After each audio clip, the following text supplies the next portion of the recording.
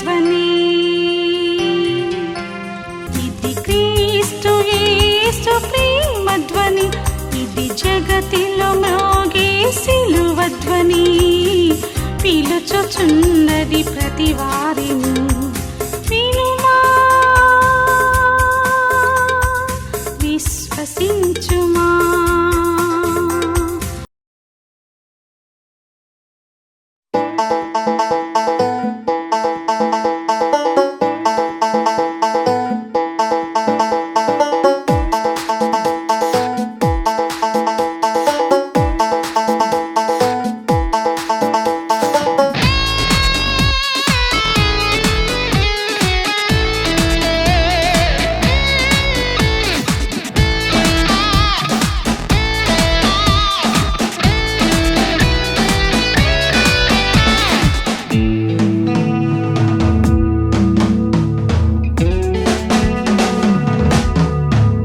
మారుచున్న సమాజములోన మరణి యువకులు లేవాలి. మరణి యేసు మార్గములోన మరలక నడవాలి. మారుచున్న సమాజములోన మరణి యువకులు లేవాలి. మరణి యేసు మార్గములోన మరలక నడవాలి. మారుచున్న సమాజములోన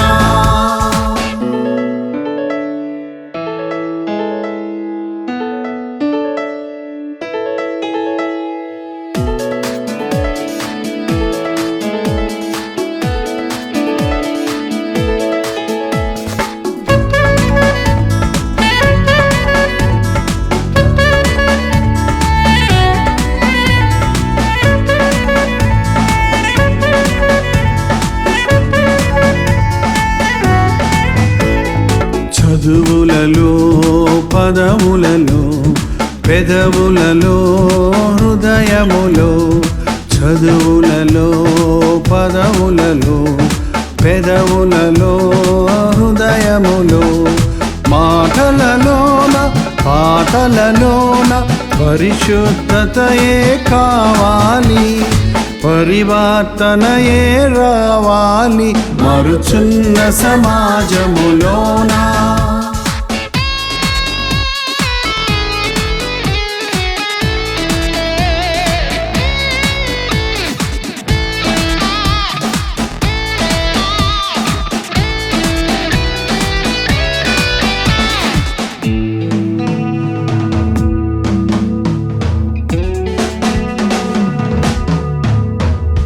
చూపులలో రూపులలో కోరికలో తీరికలో, చూపులలో రూపులలో కోరికలో తీరికలో, అందములోన బంధములోన పరిశుద్ధతయే కావాలి. పరివర్తనయే రావాలి. మారుచున్న సమాజములోన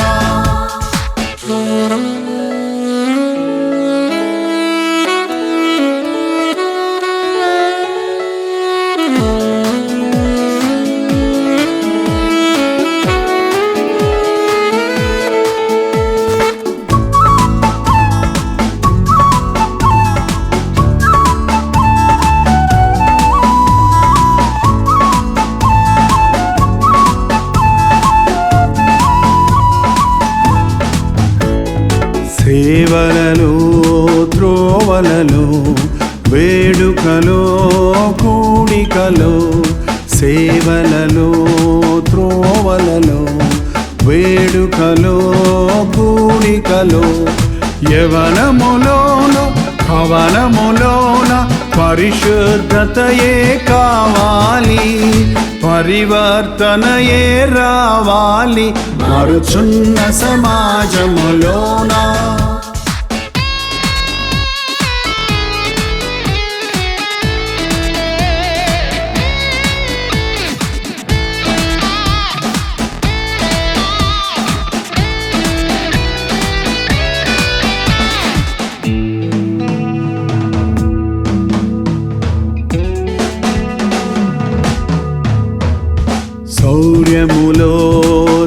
ధైర్యములో, సౌఖ్యములో, ఐక్యములో, శౌర్యములో, ధైర్యములో, సౌఖ్యములో, ఐక్యములో, సంఘములోన రంగములోన పరిశుద్ధతయే కావాలి, పరివర్తనయే రావాలి.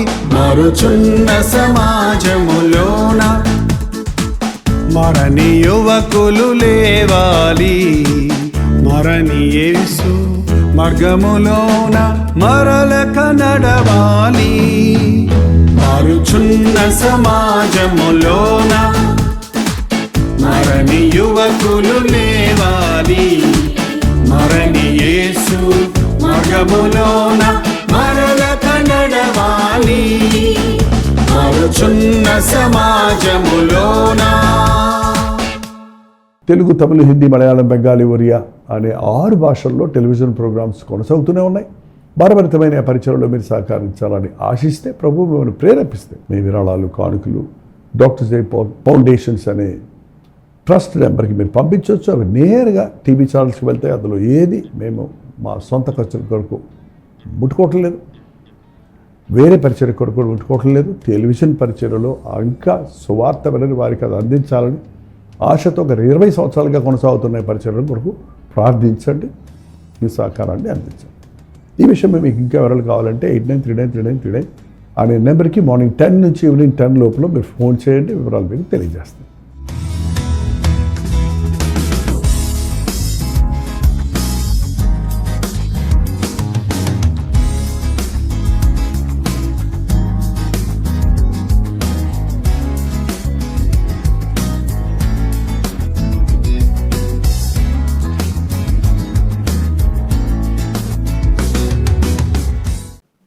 ఉజ్జీవము అనే మాట అందరూ వాడుతున్నారు ఇప్పుడు. రివైవల్, కీర్తన 85:6. నీ ప్రజలు నీ యందు సంతోషించున్నట్లు నీవు మరలా మమ్మును బ్రతికింపవా. మమ్మును ఉజ్జీవింపచేయి. రివైవస్ ఓ లార్డ్ అన్న మాటకి మన తెలుగు తర్జుమాలో మరల మమ్మల్ని బతికించవా. ఒకప్పుడు మనం అపరాధముల చేతను, దోషముల చేతను చచ్చిన వారమై ఉన్నప్పుడు మనల్ని దేవుడు బ్రతికించాడు, మనకి రక్షణ ఇచ్చాడు, మన పాపములను క్షమించాడు, మన జీవితాలు మార్చాడు, మనం ఆయన బిడ్డలమయ్యాం. అయితే మీరు చూస్తుంటే బైబిల్లో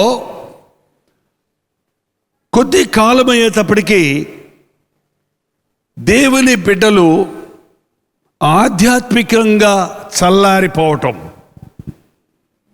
ఒకటి, ప్రభువును ఎవరైతే నిజంగా ప్రేమిస్తారో,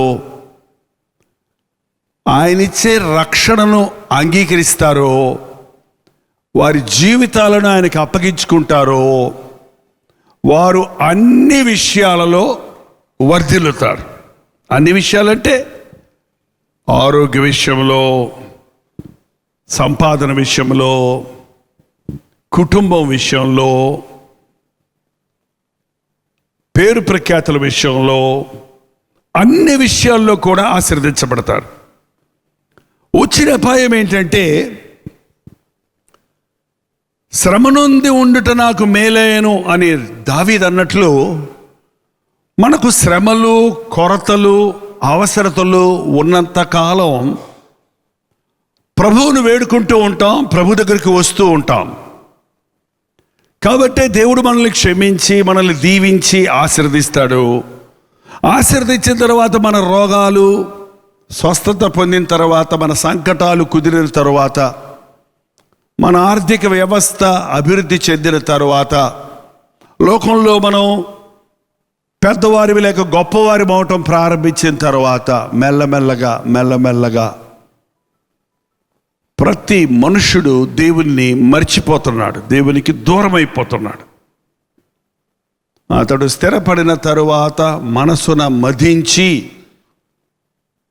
స్థిరపడిన తరువాత అతడు దేవునిని మరచి అనేది అనేక సార్లు రాజుల చరిత్రలో మనం చూస్తుంటాం. రాజుల గురించి బైబిల్లో ఉన్న రాజులు. ఈరోజు మనలో అనేక మంది అదే పరిస్థితుల్లో ఉంటున్నాం. అంతం వరకు నమ్మకంగా ఉండేది క్రైస్తవ భక్తి, కానీ అవసరత వచ్చినప్పుడు ఆచరించేది కాదు. ఇది అన్ని సమయాలలో కలిగి ఉండవలసినది యేసు ప్రభువు నేర్పించిన భక్తి, కానీ కొన్ని సమయాలలోనే పాటించేది కానే కాదు. ఇది ఒక సెలవు దినం అంటే ఎంతోమంది దేవుని సన్నిధికి పరిగెడతారు. ఒక పండగ అంటే చర్చిలు నిండి పొర్లిపోతుంటాయి కదండి. స్వస్థత కూటాలంటే ఊళ్ళో ఉన్న రోగులందరూ అక్కడే ఉంటారు. కానీ ఎంతమంది సంతృష్టి చెందిన తరువాత, మేలు పొందిన తరువాత, దీవించబడిన తరువాత, అభివృద్ధి పొందిన తరువాత, ఆశీర్వదించబడిన తరువాత దేవునికి నమ్మకస్తులుగా ఉన్నారు? మనం దేవునికి దూరం అయ్యే కొలిది సాతానుకు దగ్గర అవుతుంటాం. దేవునికి దూరం అయ్యే కొలిది దేవుని యొక్క ప్రకాశం, దేవుని యొక్క వెలుగు మనకు దూరం అయ్యే కొలిది ఆ రిఫ్లెక్షన్, ఆ ప్రతిబింబం మనలో కనపడదు. కొద్ది రోజులు అయ్యేటప్పటికి మనం చల్లారిపోతాం. అందుకని మనం ఎప్పటికప్పుడు ఉజ్జీవించబడాలి. అసలు ప్రపంచ చరిత్రను చూస్తే ఉజ్జీవ జ్వాలలు రగులుకున్నప్పుడు దేశాలలో ఇంచుమించు ఒకే సమయంలో గొప్ప గొప్ప దైవజనులు లేచారు.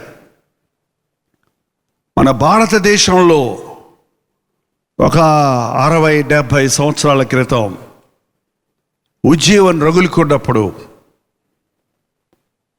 గొప్ప దైవజనులు, ఈనాటికి వారి పరిచర్యలు విస్తరిస్తూ ఉన్నాయి. ఆ పరిచర్యలలో ఎన్నో వేల మంది ప్రభువుని ఎరుగుతూ ఉన్నారు. ఎన్ డానియల్ గారు లేమెన్స్ ఎవెంజెలికల్ ఫెలోషిప్ స్థాపకులు, భక్త సింగ్ గారు బ్రదరన్ ఫెలోషిప్ స్థాపకులు, ముంగుమూరి దేవదాసయ్య గారు బైబిల్ మిషన్ స్థాపకులు. ఇలా చెప్పుకుంటూ పోతే ఎంతో మంది దైవజనులు ఒకే సమకాలికులు వారందరూ.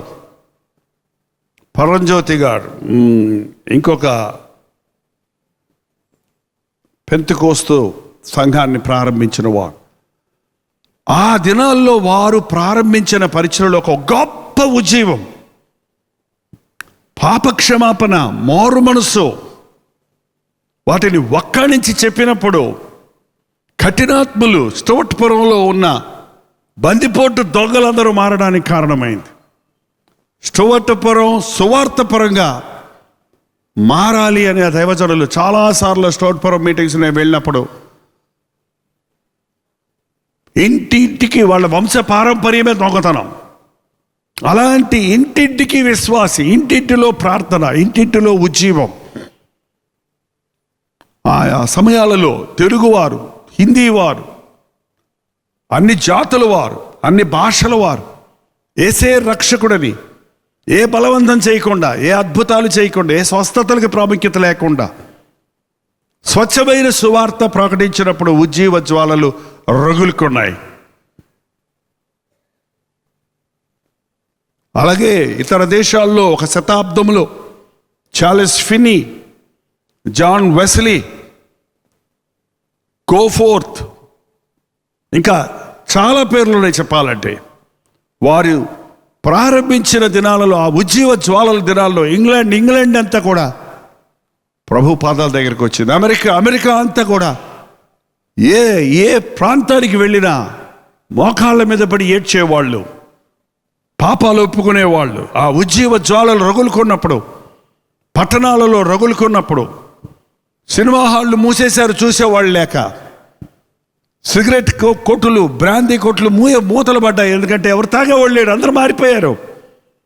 పోలీస్ స్టేషన్లో, కోర్టుల్లో కేసులు లేవు, ఒకరినొకరు క్షమించుకుంటున్నారు, ఒకరినొకరు సహించుకుంటున్నారు. కూర్చొని ఉన్నారు, ఖాళీ అయిపోయినాయి పోలీస్ స్టేషన్లు. కోర్టులకు వెళ్తే ఏమి అక్కడ కంప్లైంట్సే లేవు. అది ఉజ్జీవం. ఆహా, ఆ ఉజ్జీవం మన భారతదేశంలో వస్తే ఎంత బాగుండు అనిపిస్తుంది నాకు. ఆ ఉజ్జీవం మరలా వస్తే ఎంత బాగుంటుంది. అదే ప్రార్థన చేస్తాడు ఈ భక్తుడు, నీ ప్రజలు నీ అందు సంతోషించినట్లు మరలా మమ్మల్ని బ్రతికించవా. మీటింగ్కి వచ్చినప్పుడు బాగుంటానండి, ఇంటికి వెళ్తే మళ్ళీ బాధ అండి. మీటింగ్ వచ్చినప్పుడు మాత్రం కంట్రోల్లో ఉంటానండి, ఇంటికి వెళ్ళానంటే మళ్ళీ బయటికి వెళ్ళానంటే నా దూరంలో నేను లేనండి. ఎంతోమంది చెప్తుంటారు. కారణం ఏంటి? నీలో సెల్ఫ్ జనరేటెడ్ శక్తి లేదు, నీ అంతటా నీవు దేవుని కొరకు బ్రతకగలిగిన ఆధ్యాత్మిక బలం లేదు. అందుకే మనకేం కావాలి? ఉజ్జీవం కావాలి. ఏముంది? జీవం ఉంది. ఏముంది? జీవం ఉంది. కానీ ఏం కావాలి మనకి? ఉజ్జీవం కావాలి. జీవించుచున్నావన్న పేరు మాత్రం నీకున్నది, కానీ నీవు మృతుడవే. సాతాన్ని ఎదిరించలేనివాడు, పాపాన్ని జయించలేనివాడు, ప్రభు సన్నిధిలో ప్రార్థించలేనివాడు. వాడు ఏంటి బతుకుతున్నాడే పేరే, కానీ వాడికి బలం లేదు, ఏం చేయలేడు. అదే స్థితిలో ఈ రోజున అనేకమైన క్రైస్తవ సంఘాలు ఉన్నాయి. ఉజ్జీవం పాస్టర్ గారు తెచ్చే వచ్చేది కాదు, డ్రమ్ము కొడితే వచ్చేది కాదు. చాలామంది ఏమనుకుంటారంటే ఉజ్జీవం అంటే డ్రమ్ములు, ఇన్స్ట్రుమెంట్స్లు, కీబోర్డులు గోల గోల గోల చేస్తే, ఒక విధమైన సందడి చేస్తే, ఈ కలర్ బల్బ్స్ అవన్నీ వేసి గిరగిరగరగరగర తిప్పితే అదేదో ఒక నిష్ప్రయోజనంలాగా వచ్చేస్తుంది, ఏదో వచ్చేసింది అనుకుంటున్నారు. కానీ ఇవన్నీ వాడచ్చు దేవుని నామ నిమిత్తమై. కొందరు వాడకూడదని విమర్శిస్తున్నారు. నేను అటు చెప్పను, ఇటు చెప్పను. అవసరమైతే వాడతాం, అక్కర్లేకపోతే మాన్తాం. ఇది పెద్ద ముఖ్యమైన విషయం కాదు. కావలసింది ఏంటంటే, నేను గొర్రెలకు జీవము కలుగుటకును అది సమృద్ధిగా కలగటానికి వచ్చాను. నేను జీవం కలగటానికి, సమృద్ధిగా కలగటానికి వచ్చాను. వర్షాలు లేక, నీళ్లు లేక మనం బాధపడ్డాం, నీళ్లు పడతాం. వర్షం భలే పడుతుంది, చాలామంది నిరాశ్రయులు అవుతున్నారు. వర్షం ఎక్కువైతే తాంటే మళ్ళీ కదా, నీళ్ళు ఎక్కువైతే మళ్ళీ తాంటే. ఎండన్నా తట్టుకోవచ్చు కానీ వర్షం తట్టుకోలేవు. రోగాలు మళ్ళీ విజృంభిస్తున్నాయి. ఆ వరద బాధితులకి సహాయం అందించారు. ఏ సహాయం అందించారు చెప్పండి? ఒక పులిహారు పొట్లం ఇచ్చారు. ఇస్తే ఏమైంది చెప్పండి? వాడి బాధ తీరిందా, తీరలేదా? ఆ పూటకి తీరింది. సాయంకాలానికి, రేపటికి, ఎల్లుండికి ఏనండి ఓనయన్నీ కొట్టుకుపోయి, ఇళ్ళంతా కొట్టుకుపోయి, ఆస్తి అంతా కొట్టుకుపోయి, మంచాలు లేక, దుప్పట్లు లేక, టవల్ లేక, బట్టలు లేక, పొయ్యి లేక, గిన్నెలు లేక, దినుసులు లేక ఇబ్బంది పడుతుంటే గవర్నమెంట్ 5 కేజీలు బియ్యము, 3 కేజీలు కందిపప్పు, 1 కేజీ నూనె ఇచ్చిందటండి. ఎన్ని రోజులు వస్తాయి అయ్యి? ఏంటో ప్రభుత్వ సహాయం ఏంటండి?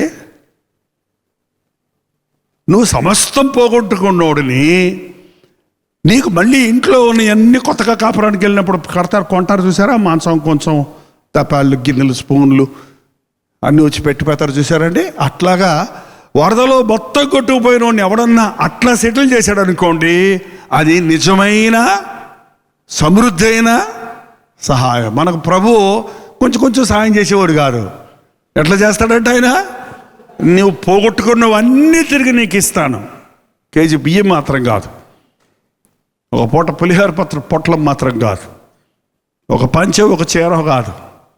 నువ్వు ఎన్ని పోగొట్టుకున్నావు? 20 చీరలు పోగొట్టుకుంటే 40 చీరలు ఇస్తాను నీకు అన్నాడు అన్నమాట. బా ఏంటండి, యోబు పోగొట్టుకున్నవన్నిటికీ 2 తిరిగి పొందాడు. అది ఉజ్జీవం. నువ్వు ఎంతగా నష్టపోయావో, ఎన్ని విషయాల్లో నష్టపోయావో, వాటన్నిటినీ తిరిగి 2 పొందటమే ఎలా ఉంటుందో ఉజ్జీవం అంటే అలా ఉంటుందండి. నీ ప్రజలు నీ యందు సంతోషించినట్లు మరల మమ్మను ఉజ్జీవింపవా. ఉజ్జీవాని కోసం మనం ప్రార్థన చేయాలి. ఉజ్జీవం కోసం దేవుణ్ణి అడగాలి. ఎప్పటికప్పుడు దేవుని దగ్గర మన హృదయాన్ని సరిచేసుకోవాలి. ఉజ్జీవము అంటే సమృద్ధి అయిన జీవం. ఉజ్జీవం అంటే క్రీస్తు మనస్సు మన మనసులోకి రావటం, క్రీస్తులాగా మనం మారటం. ఉజ్జీవం అంటే మన చిన్న తప్పుని భూతత్వంలో చూసి పెద్ద తప్పుగా గుర్తించి దాని కొరకు పశ్చాత్తాపడి విడిచిపెట్టడం. ఉజ్జీవం వచ్చినోడు చిన్న విషయంలో కూడా సెన్సిటివ్గా ఉంటాడు, మనస్సాక్షి గుచ్చుకుంటుంది, తన తప్పును ఒప్పుకుంటాడు. ఒక చూపులో తప్పిపోయినా, ఒక మాటలో తప్పిపోయినా, ఒక చిన్న ఎవరినన్నా కఠినంగా మాట్లాడి అవతల వారి గుండె పుండు చేస్తే నీ మనసాక్షి ఏమన్నా గుచ్చుతుందా? తిట్టి తిట్టి తిట్టి గురగబెట్టి నిద్రపోతారు కొంతమంది. తిట్టిన వాళ్ళు నిద్రపోతారా, తిట్లు తిన్న వాళ్ళు నిద్రపోతారా? తిట్టినోడు నిద్రపోతాడు, తిట్లు తిన్నోడు రాత్రి అంతా తలచుకొని మళ్ళీ రివైండ్ చేసి ఆ మాటలన్నీ ఊహించుకొని దిండులో తలకాయ పెట్టి ఏడ్చుకుంటా ఉంటారు. రివర్సల్ అవ్వాలండి. అసలు తిట్టినోడు ఏడవాలి, తిట్లు తిన్నోడు ఎగిరి గంతులేసి సంతోషించాలి. ఏంటండి? ఉద్యోగం వచ్చినప్పుడు నీ తప్పు కోసం నువ్వు ఏడుస్తావు, ఉడుకుపోతాను ఏడుపు కాదు అది. నువ్వు స్వీయ పరితాపంతో ఏడ్చే ఏడుపు కాదు, తప్పులు చేసిన దాని విషయమై ఏడుస్తావు. రెండు చేతులు తగలకుండా చప్పట్లు కొట్టమండి. ఇద్దరి మధ్య ఏదన్నా గొడవ వచ్చింది, భేదం వచ్చింది, విభేదాలు వచ్చాయంటే దానికి కారణం తప్పకుండా ఒక్క మనిషి కాదు, ఇద్దరు తప్పులు ఉన్నాయి. ప్రాబ్లం ఏంటంటే, సమస్య ఎక్కడ వచ్చిందంటే, నీ మనసాక్షి సరి చేసుకోమంటే ముందు ఆయన వచ్చి అడగమను. నేను చెప్తా, అప్పుడు నేను అడుగుతా. నన్ను తిట్టాడు కదా, నేను కొట్టాను. ఏంటండి? నన్ను దున్నపోట అన్నాడు, నేను గాడిద అన్నాను. సరిపోయింది, చెల్లిపోయింది. రెండు ఏం చల్లలా, ఇద్దరికి మైనస్ అయిన ఈ పాయింట్స్. ఇద్దరు గిల్టీ అయిపోయారు దేవుని దృష్టిలో. నీ నోటి మాటలకు లెక్క చెప్పాలి దేవుడికి. ఉజ్జీవం వచ్చినప్పుడు మనం మాట్లాడిన మాటలన్నీ అవతల వాడికి నొప్పి కలిగినాయో లేదో తర్వాత సంగతి. నువ్వు మాట్లాడిన మాటలకు నువ్వే బాధపడతావు. అయ్యయ్యో, ఇలా అన్నానే, నేను ఇలా మాట్లాడానే, కన్న తల్లిని ఇట్లా అన్నానే, తండ్రిని ఇట్లా అన్నానే, నా కన్న బిడ్డను ఇలా అన్నానే, నా ఫ్రెండ్ని ఇలా అన్నానే, నా పొరుగువాడిని ఇలా అన్నానే అని బాధపడతావు వెంటనే. అది ఉజ్జీవం. ఉజ్జీవం వచ్చినప్పుడు నీ మనస్సు చురుగ్గా ఉంటుంది, నీ మనస్సాక్షి చురుగ్గా ఉంటుంది. ఒక తెల్లని వస్త్రం మీద చిన్న మురికి పడ్డా కూడా ఎలా కనపడుతుంది చెప్పండి? చాలా ఇదిగా కనపడుద్ది. నువ్వు నల్ల బట్టల మీద ఎన్ని వేసుకున్నా, రంగుల బట్టల మీద ఏం కనపడవు. అది కూడా ఒక డిజైన్ లాగా ఉంటుంది. ఇప్పుడు కొత్త డిజైన్లు పేడేసినట్టు కూడా డిజైన్లు వేస్తున్నారు కదండి. పేడ పడిందా లేకపోతే పేడ డిజైనా అర్థం కాదు మనకి. కానీ ఒక plain white, pure white cloth తీసుకున్నావు అనుకో, ఒక్క డాట్ అది మీద పడిందంటే అది కనపడుతుంది. అది పోగొట్టుకోవాలి, అది కడుక్కోవాలి, అది ఉతుక్కోవాలి. ప్రభుతో ఉజ్జీవం కలిగిన వాడు తన మనస్సాక్షిని నిర్మలంగా కాపాడుకుంటాడు. నీ సంతోషాన్ని తీసివేసేది ఏంటి? నిజంగా నీకు సంతోషం ఉందా, తృప్తి ఉందా ఆలోచించేయండి. ఉజ్జీవం వచ్చినప్పుడు మనకి సంతోషిస్తాం, ప్రభునందు సంతోషిస్తాం. ఉజ్జీవం కావాలంటే ఏం చెయ్యాలి?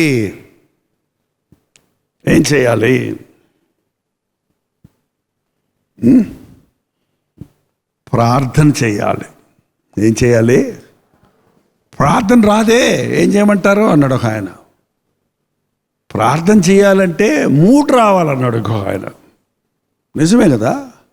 ప్రార్థన ఊరకే వస్తుందా చెప్పండి? దేవుడితో సరిగా ఉన్నోడికి, ఎడతెగక ప్రార్థన చేసేవాడికి ఏ ఇబ్బంది లేదు. ఎప్పుడూ దేవుని ఆత్మతో కంటిన్యూస్ టచ్లో ఉన్నవాడు ఒక ఎలక్ట్రికల్ వైర్లో, కనెక్ట్ చేసిన వైర్లో కరెంట్ ఫ్లో అవుతుంటుంది కాబట్టి, పవర్ ఉంటుంది కాబట్టి ఎక్కడ లింక్ ఇచ్చినా అక్కడ వస్తుంది, లైట్ వస్తుంది, ఏది కావాలంటే అది జరుగుద్ది. అక్కడ పవర్ సప్లై లేదనుకో, లైట్లు మాత్రం తీగలన్నీ అరేంజ్ చేసి పెట్టావు, బల్బులన్నీ అరేంజ్ చేసి పెట్టావు, వెలుగుతాయా?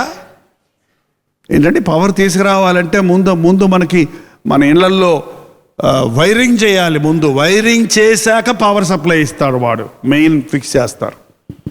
ఎన్ని ఫ్యాన్లు ఉన్నాయి, ఎన్ని లైట్లు ఉన్నాయి, దానికి తగినంత ఇస్తామని.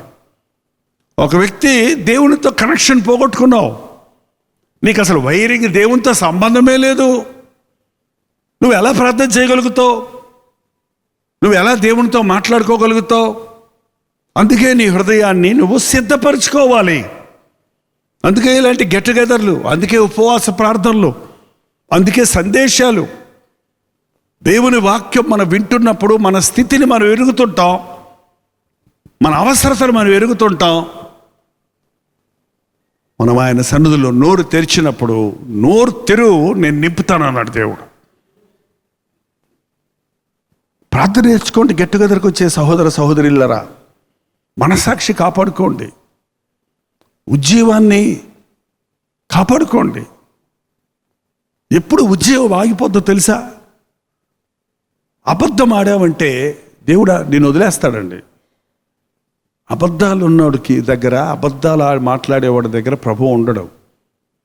ఎందుకంటే అబద్ధానికి సత్యానికి సంబంధం లేదు. ఉందా? అబద్ధం భార్య పేరు, సత్యం భర్త పేరా?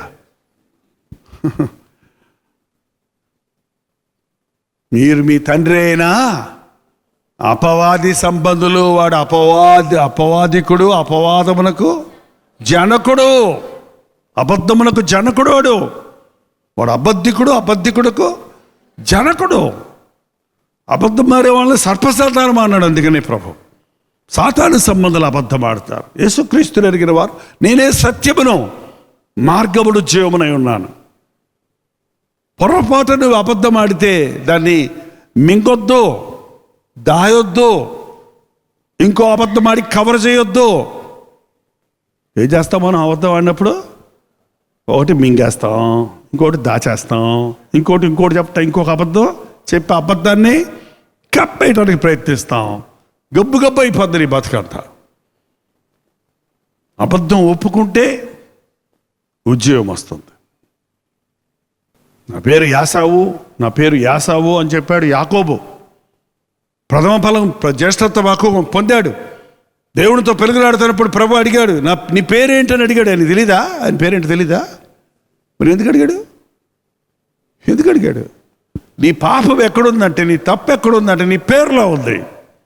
నీ పేరు మార్చుకున్నావు, పేరు విషయమే అబద్ధం ఆడావు. ఒప్పుకున్నాడు, నేను పెద్ద కుమారుని అనలేదు, నేను యాకోబుని, నేను మోసగాడిని. అప్పుడు దేవుడు తనను ఆశీర్వదించాడు.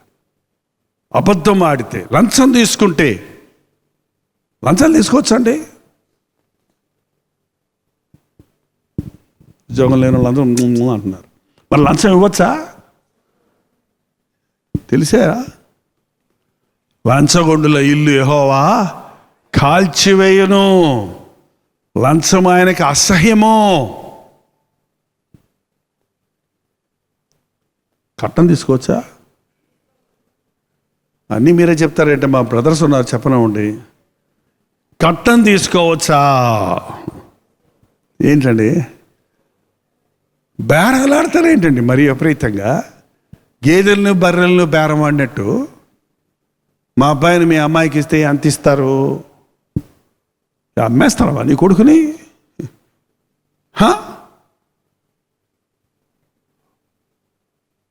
కట్నాలు తీసుకునేవాడు, లంచాలు తీసుకునేవాడు, మోసాలు, వడ్డీలు తీసుకోవచ్చా? ఏంటండి? దేవుని పర్వతమందు నివసించేవాడు తన ద్రవ్యమును వడ్డీకి ఇవ్వడు. ఒకసారి ఒక ఆయన ఒకేసారి ఒక 10,000 రూపాయలు తీసుకొచ్చి ఇచ్చాడు. ఏంటయ్యా ఇదంటే, దశంభాగం అనుకోండి అన్నాడు. అనుకోవటం ఏంటి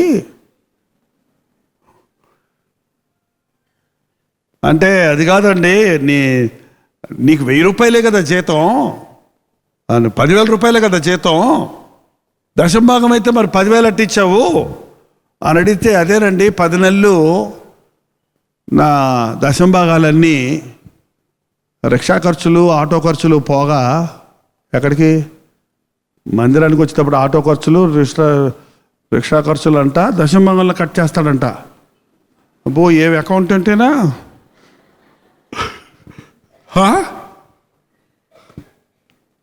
800 రూపాయలు నెలకు వస్తుంది, మళ్ళీ దేవుడికి మరీ 800 రూపాయలు వేస్తే బాగోదని అలాగే చీట్లు కట్టి వడ్డీలకి తిప్పి ఒక 10,000 రూపాయలు చేసి ఒకేసారి వేస్తున్నానండి అన్నాడు. ఏంటండి ఏం తెలివితేటలు ఆయన.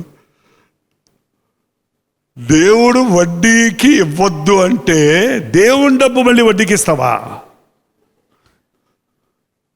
అప్పు చెయ్యొద్దు అంటే దేవుడికి అప్పు పెడతావా?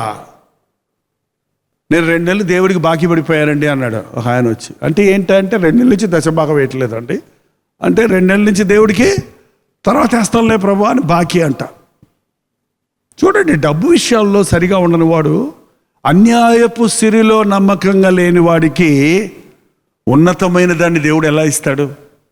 వడ్డీలకి ఇవ్వటం, కట్నాలు తీసుకోవటం, మోసాలు చేయటం, లంచాలు తీసుకోవటం, అబద్ధాలు ఆడటం, బూతు మాటలు ఆడటం, ఏంటండి శరీరేచ్ఛలకు చోటు ఇవ్వటం, పనికిమాలిన ఆలోచనలకు చోటు ఇవ్వటం, క్షమించలేని మనసు కలిగి ఉండటం, డంబం చెప్పుకోవటం. పరిశుద్ధాత్ముడు అండి వెరీ సెన్సిటివ్. పరిశుద్ధాత్ముడు ఉన్నది ఉన్నట్టు చెప్తేనే సంతోషిస్తాడు. మన ప్రభు సత్యం, ఉన్నది ఉన్నట్టే చెప్పాలి. ఉన్నది లేనట్టు లేనిది ఉన్నట్టు కల్పిస్తే ఉద్యోగం ఆగిపోద్ది. పరిశుద్ధాత్ముడు మనతో ఉండడు, ప్రభు మనం ఎంతో ఆనందించడు. ఎక్కడ చూసినా ఈ డంబాలు, ఈ గొప్పలు, తప్పుడు లెక్కలు, రాంగ్ అకౌంట్స్, ఇవన్నీ కూడా ఉజ్జీవానిని నిలిపేస్తాయి. మనం వీటన్నిటి విషయమై పశ్చాత్తాపడితే, వీటన్నిటిని ఒప్పుకొని విడిచిపెడితే గొప్ప ఉజ్జీవం రగులుకుంటుందండి. ఒకడు ఒప్పుకుంటే ఇది ఉజ్జీవం అనేది రగులుకుంటుందండి. ఒకరి దగ్గర నుంచి ఒకరికి రగులుకుంటుంది.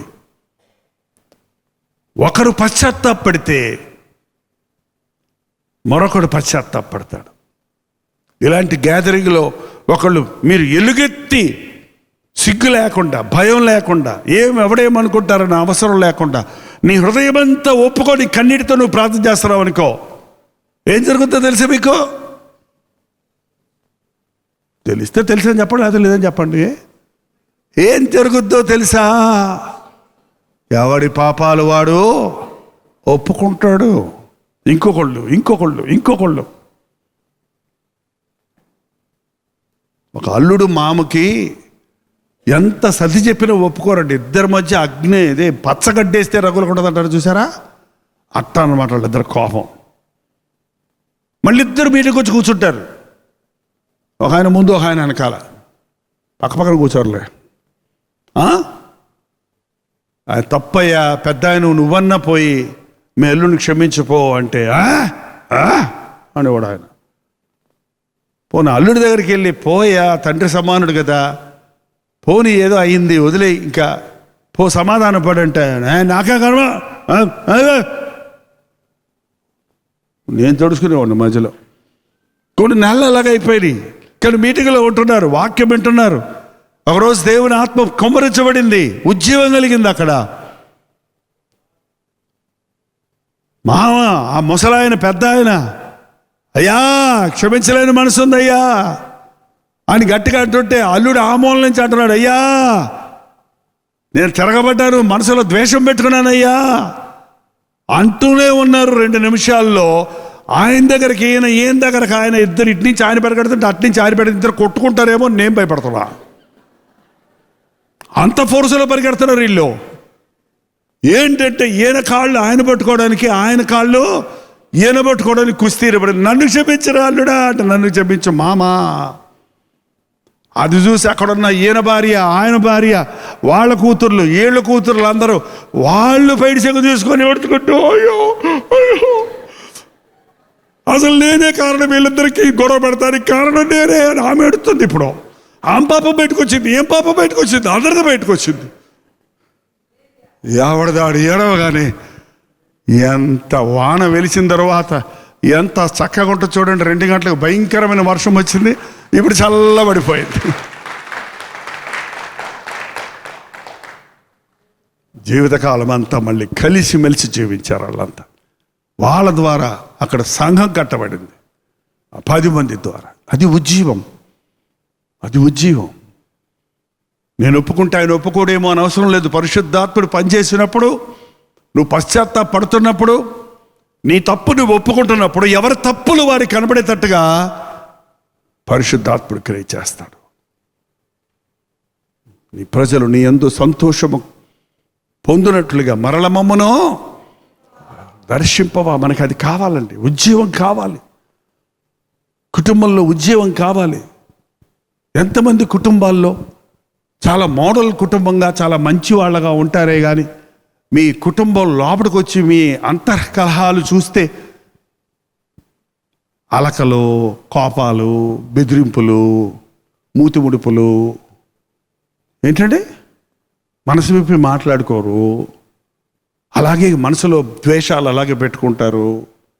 అలాగే ఏదన్నా ఎక్కడన్నా పెళ్ళి అయితే పెళ్ళికి వెళ్తారు, పెళ్ళి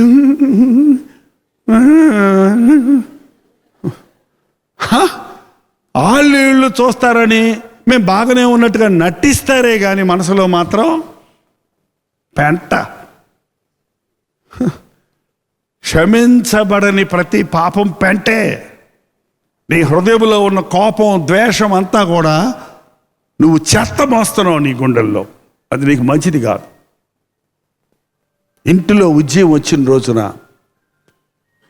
ఇల్లు పరలోకంగా మారుతుంది. మనం బాగా ప్రార్థనలో పోతున్నప్పుడు ఏదో ఒక ఆటంకం కలుగు చేయడానికి సాతానికి అస్సలు ఇష్టం ఉండదండి. చాలామంది చెప్తున్నది ఏంటంటే, ప్రార్థన చేయాలని ఆశ ఉందండి, ప్రార్థన చేసుకుందాం అన్నప్పుడే ఏదో ఒకటి వచ్చేస్తుందండి గొడవ. ప్రార్థన చేద్దాం అన్నప్పుడే తల తిరిగినట్టుందండి, కడుపు నొప్పి వచ్చిందట్టుందండి, ఫ్రెండ్ వచ్చాడండి, ఫోన్ వచ్చిందండి, అమ్మ పిలిచిందండి, నాన్న పిలిచాడండి, ఆయన పిలిచాడండి అని ఏదో ఒక ఆటంకం. మా నాన్నగారు కొత్తగా రక్షించబడిన తర్వాత వెంటనే మా ఇంట్లో కుటుంబ ప్రార్థనలు పెట్టారు. పొద్దున్న సాయంత్రం 8 మంది పిల్లలు, మా అమ్మగారు, మా నాన్న, మేము 10 మంది వచ్చిన మినీ చర్చిలాగా ఉండేది మాకు ఇంట్లో. గుండ్రగా కూర్చోబెట్టి ఒక కోరస్ పాడి ఒక అధ్యాయం చదివి ప్రార్థన చేసేవారు. సరిగ్గా అందరు రావాల్సిందే. చిన్న పిల్లోడు 8 సంవత్సరాల వయసు, నాకు 18 సంవత్సరాల వయసు, మిగిలిన వాళ్ళందరూ సంవత్సరం అందరు రావాల్సిందే.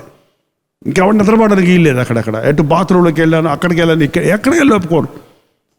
వంట చేస్తారు ఉండండి, టిఫిన్ తయారు చేయాలంటే ముందు ప్రేయర్కి రా, తర్వాత టిఫిన్ అనేవాడు మా నాన్న. కూర్చుంటే సరిగ్గా ప్రార్థన మొదలైనప్పటికీ వంటగదిలో గిన్నెలు చెప్పడైనా పడేది. పిల్లి వచ్చినట్టుందండి అని లేచేది మా అమ్మ, లేవబోయేది. కూర్చో, వస్తే వచ్చింది, తింటే తిండి, తాగితే తాగిపోయింది, పాలన్నీ పోనీ కదలకు. ఇంకొక రోజు అలా కూర్చుంటే పాలడో అన్నాడు. పాలడు అప్పుడే వచ్చాడు. అక్కర్లా, వెయిట్ చేస్తాడు, పోతాడు. ప్రేయర్లో నుంచి మాత్రం కాదలొద్దు.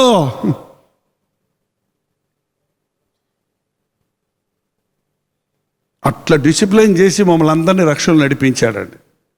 అలా దేవునికి మొదటి స్థానం ఇచ్చినప్పుడు ఇంట్లో గొప్ప ఉద్యోగం వచ్చింది. 18 ఏళ్ల కుర్రోడుగా నేను మారాను, 8 ఏళ్ల కుర్రోడుగా మా చిన్న తమ్ముడు మారాడు. మధ్యలో వాళ్ళందరూ ఇంచుమించు 1 నెల 2 నెలల్లో ప్రతి తప్పును ఒప్పుకొని పశ్చాత్తాపడి మారు మనసు పొంది చిన్న వయసులో కుటుంబంలో దీవెను చూసాం. ఆ కుటుంబ ప్రార్థనే నెల్లూరుకి ట్రాన్స్ఫర్ అయినప్పుడు కుటుంబ ప్రార్థన చేసుకుంటే పక్కింటోళ్ళు కుర్రోళ్ళు పిల్లలు వచ్చి కూర్చున్నారు, పక్కింటోళ్ళు సహోదరులు వచ్చి కూర్చున్నారు. ఓ మీటింగ్ అయిపోయింది అక్కడ హాల్లో. పెద్ద హాల్ ఉండేది మా ఇంట్లో, అద్దెంట్లో. ఆ హాల్లో మీటింగ్ జరుపుతుంటే హాల్ నిండిపోతే బయట పెరట్లో పందిరేసి ఒక 200 మందికి పట్టే పందిరేస్తే అక్కడ మా నాన్నగారితో పనిచేసే ఆఫీసర్లు, క్లర్కులు, పోలీస్ డిపార్ట్మెంట్ వాళ్ళు, యవ్వనస్తులు, చర్చ అయిపోయింది. ఇంకా అది సరిపోకపోతే టౌన్ హాల్ అద్దెకి తీసుకొని అక్కడ మీటింగ్ పెట్టారు. అప్పుడు అది ఉద్యోగం. ఇంట్లో రగిలిన ఉజ్జీవం ఆఫీసులో అంటుకుంది, ఊర్లో అంటుకుంది, అనేకలకు ఆశీర్వాదకరంగా మారింది.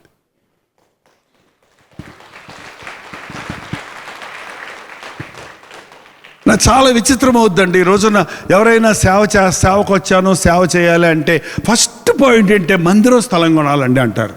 సేవకు కావాల్సింది మందిరం కాదండి. సేవకు కావాల్సింది మందిరం కాదు, ఆత్మను సంపాదించాలి.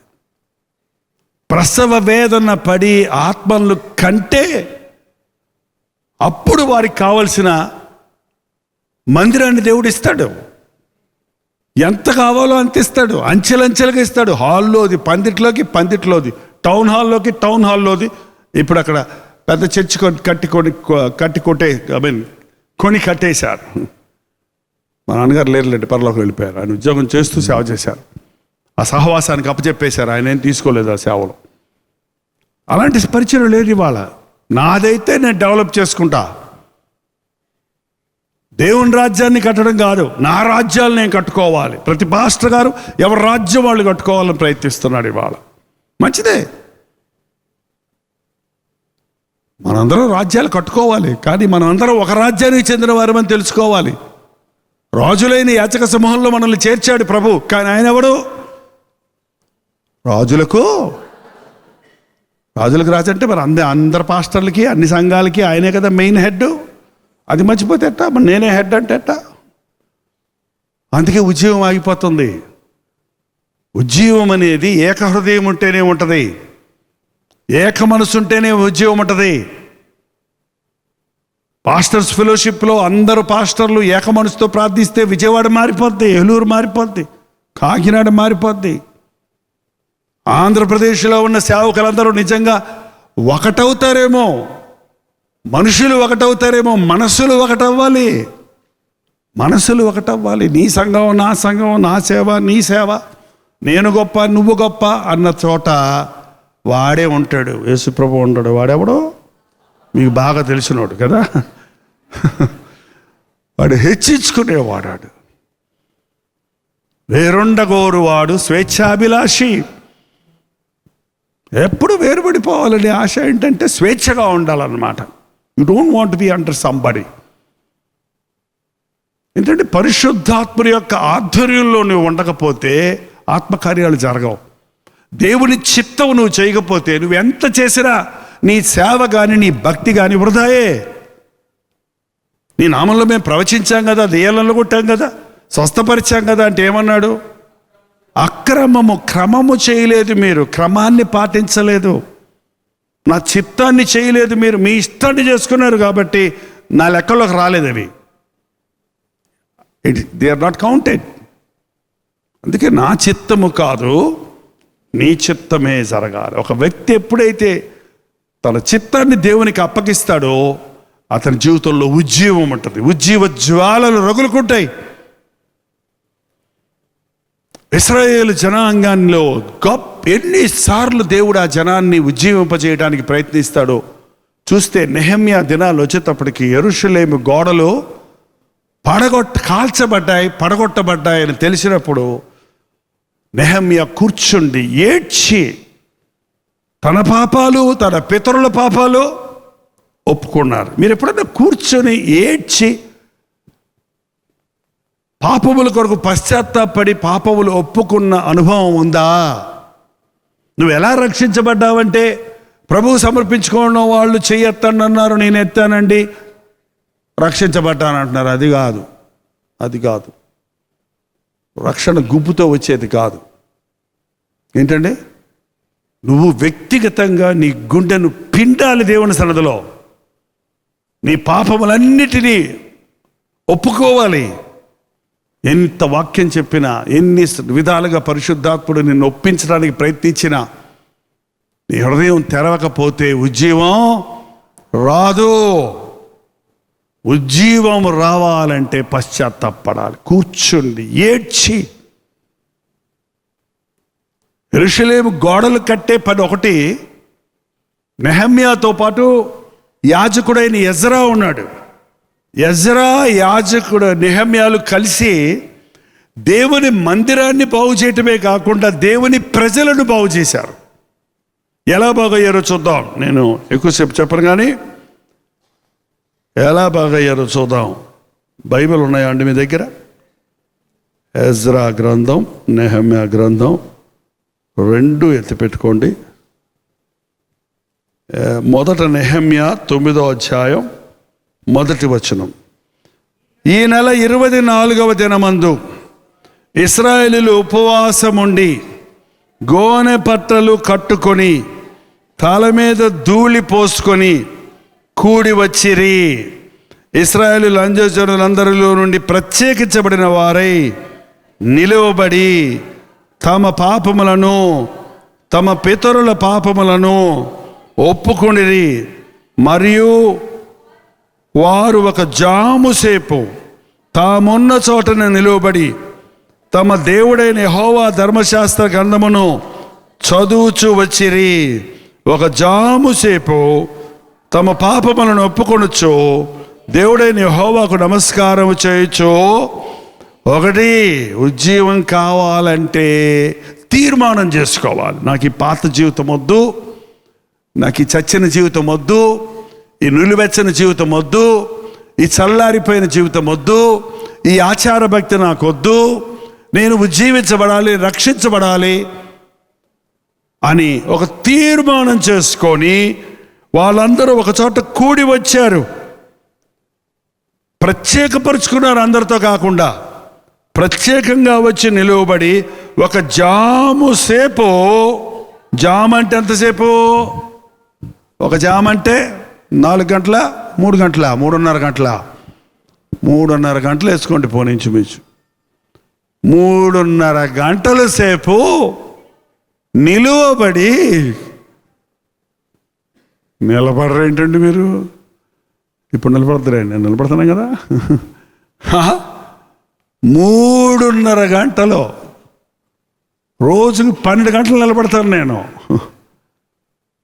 ఇప్పుడు ఈ కొత్త వాచ్లు వచ్చాయి కదండి, ఎన్ని స్టెప్స్ వేసాము, ఎంత నిలబడ్డాము, ఎన్ని క్యాలరీస్ ఖర్చు చేసాము అనేది అందులో వస్తుంది వాచ్లో. ఒక్కోసారి చూస్తే నాకే ఆశ్చర్యం వేస్తుంది. 18 అవర్స్ నిలబడింది స్టాండింగ్, 12 అవర్స్ యూజువల్గా.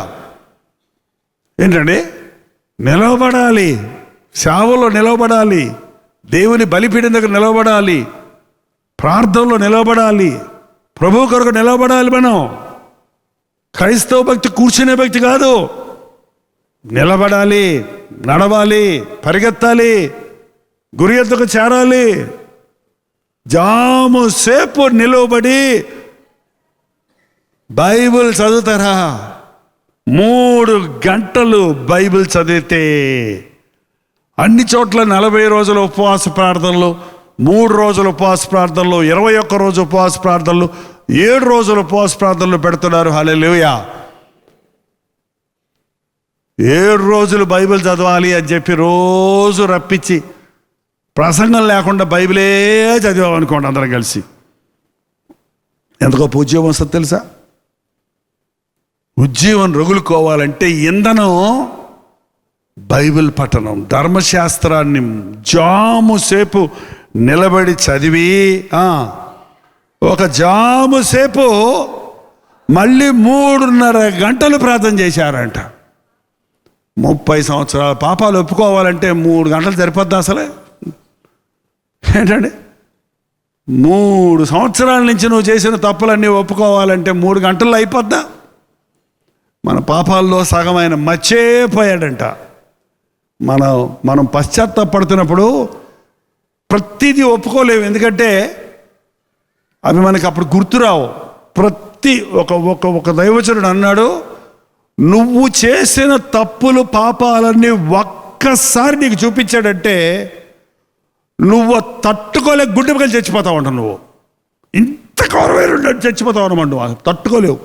అందుకేం చేస్తాడంటే మెయిన్ పాయింట్స్ ఉంటాయి చూసారా, మెయిన్ పాయింట్స్, నీ జీవితాన్ని పాడు చేస్తున్న ముఖ్యమైన పాపాలు,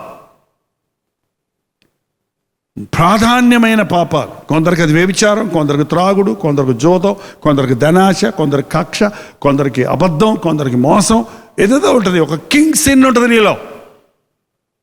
అది మెయిన్గా నిన్ను పరిపాలిస్తుంది. దాన్ని అంటుకొని మిగిలిన అన్నీ పనిచేస్తున్నాయి, మిగిలిన పాపాలన్నీ. దానివల్ల మిగిలిన పాపాల్లో పడిపోతున్నాడు. ఒకటి ఉంటుంది మెయిన్, అదేంటో వ్యభిచారమా, త్రాగుడా, దొంగతనమా, మోసమా, అబద్ధమా, ఏది నిన్ను, నీ క్యారెక్టర్ అది, నీ జీవితంలో నీ స్వభావం అందరికీ తెలుసు. అది నిన్ను చూడంగానే మనుషులు పేరు పెట్టేసి ఉంటారు. నీకు అటు తాగుపోతాడు రాయ్, అటు జగడకండి రాయ్, అటు వెళ్ళకరాయ్, వాడు జోలికి వెళ్ళకరాయ్, సరికొండ రాయ్ అంటారు. చూసారా? Everybody knows. ఇతరులకు తెలుస్తుంది అది కింగ్ సిన్ నీలో ఉంది. కానీ కుట్టి కుట్టి సిన్లు ఉంటాయి, పిల్ల సిన్లు చిన్నవి ఏంటండి, చిన్న చిన్న పాపాలు, నల్లుల్లాగా, దోమల్లాగా, ఎలుకల్లాగా ఒక చోట ఉండవై తిరుగుతూనే ఉంటాయి. అప్పుడప్పుడు చేస్తావు, రోజు చేయవై. ఇవన్నీ పక్కన తిరుగుతుంటాయి. దాన్ని పట్టుకోవాలంటే ప్రభు సన్నిధిలో నిలబడాలి.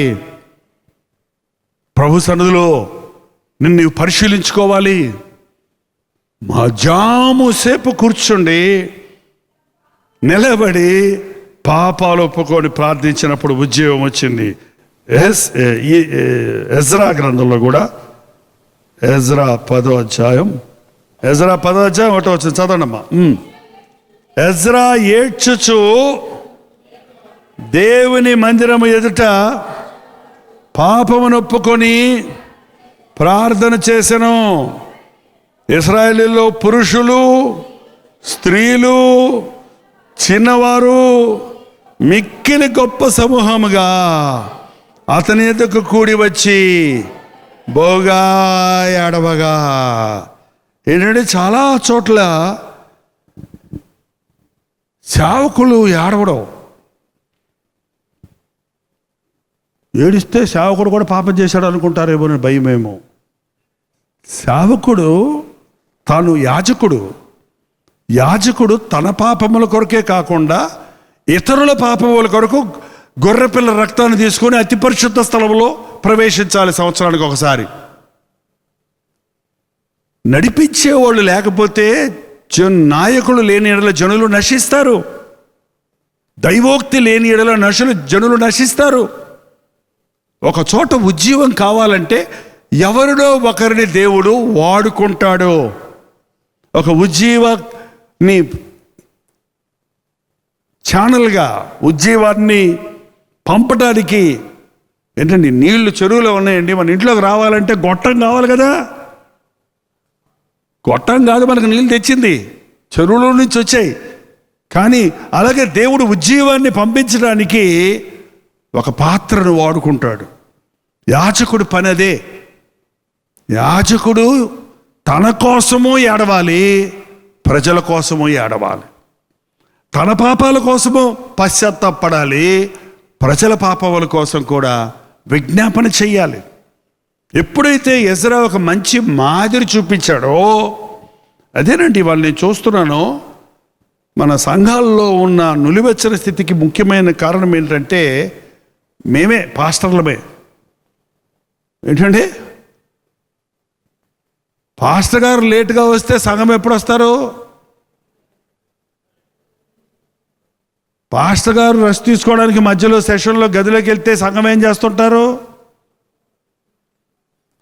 ఈయన వెనకదారి, ఆయన ముందు దారి పోతారు, ఆయన వెనకదారి. పాస్టర్ గారు పాడకుండా రిలాక్స్ అవుతుంటే సంఘం ఏం చేస్తుంది? నేనేం పాటగాడిని కాదు, నేను ఎందుకు పాడతానంటే మీకు మాదిరిగా ఉండటానికి, అంతేకాదు నా ప్రభువును స్తుతించడానికి. ఏంటండి, కొంతమంది పాడుతూ ఉంటే మిగిలిన చూస్తూ ఉంటారు.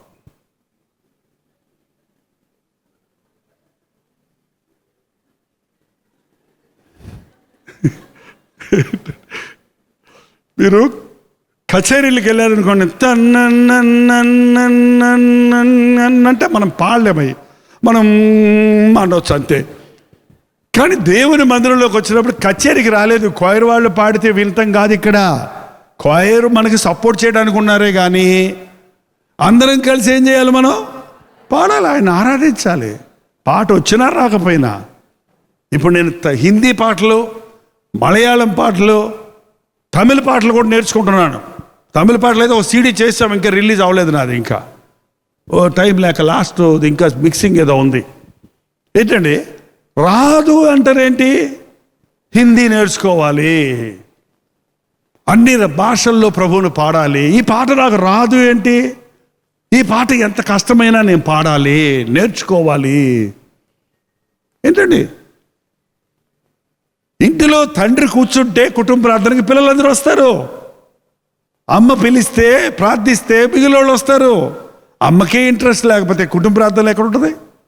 తండ్రి ఒక యాజకుడి ఇంటికి శిరస్సు, తండ్రి పట్టించుకోకపోతే ఆ ఇంట్లో కుటుంబ ప్రార్థన ఎలా జరుగుద్ది? పిల్లలు అందరూ ఎందుకు వస్తారు? ఎజ్రా ఒక యాజకుడు, ఓన్లీ యాచకత్వం చేస్తాడు, దేవాలయాల్లోనే చేస్తాడు. కానీ ఇక్కడ బహిరంగంగా వచ్చాడు, బహిరంగంగా వచ్చి ఏడుస్తున్నాడు. ఆలయాన్ని కాపాడయ్యా, మా ఆలయం శత్రువుల పాలైపోయిందయ్యా, నీ సన్నిధి లేదయ్యా, మా మందిరం లేదయ్యా, మాకు మందిరం లేదయ్యా, మాకు మందిరం లేదయ్యా, మా మందిరం కాల్చబడింది, మా మందిరం పడగొట్టబడింది. అక్కడ నెహమ్యా ఏడుస్తున్నాడు, ఇక్కడ యాజరా ఏడుస్తున్నాడు. నెహమ్యా యాజకుడు కాదు, నెహమ్యా పాస్టర్ గారు కాదు, నెహమ్యా కేవలం ఒక విశ్వాసి, ఒక ఉద్యోగస్తుడు.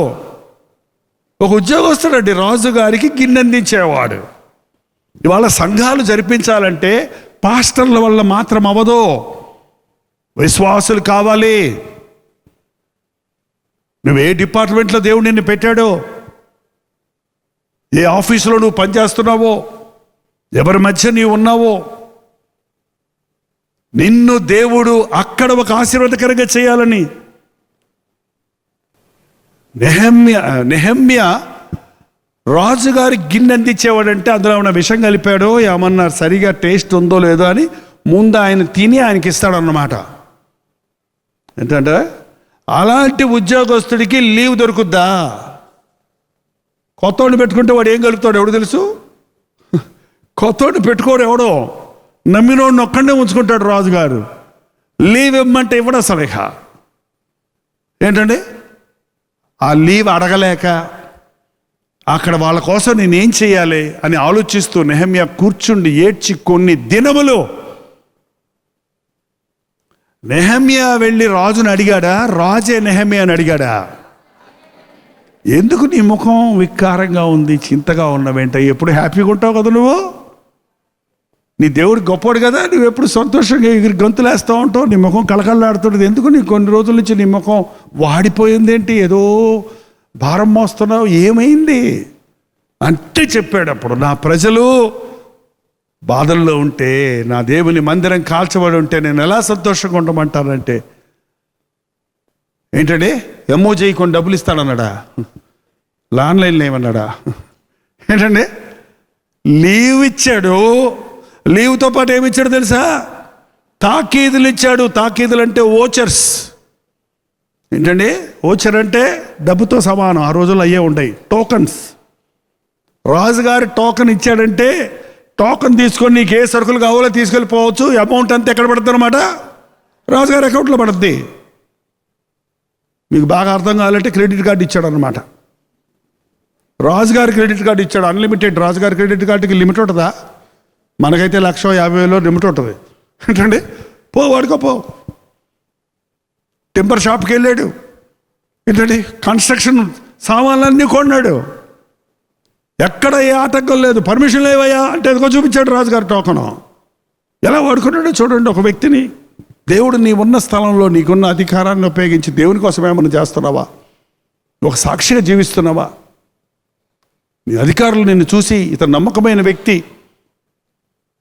ఇతను యథార్థపరుడు, ఇతడు ఎప్పుడు చలాగ్గా ఉంటాడు, ఇతడు వర్క్ ఫినిష్ చేస్తాడు అని నేను నమ్మగలరా? అది నమ్మిన రోజు నీ దేవుణ్ణి వాళ్ళు నమ్ముతారు.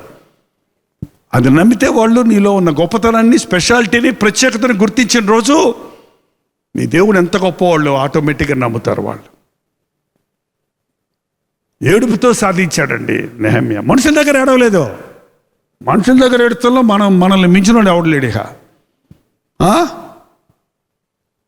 మనుషుల దగ్గర ఏడిసి సంపాదిద్దామని చూస్తారు కదమ్మా. మీ ఆయన ఏడవకుండా మీకేమి ఇవ్వడు కదా. కొంతమంది భర్తలు అంతే.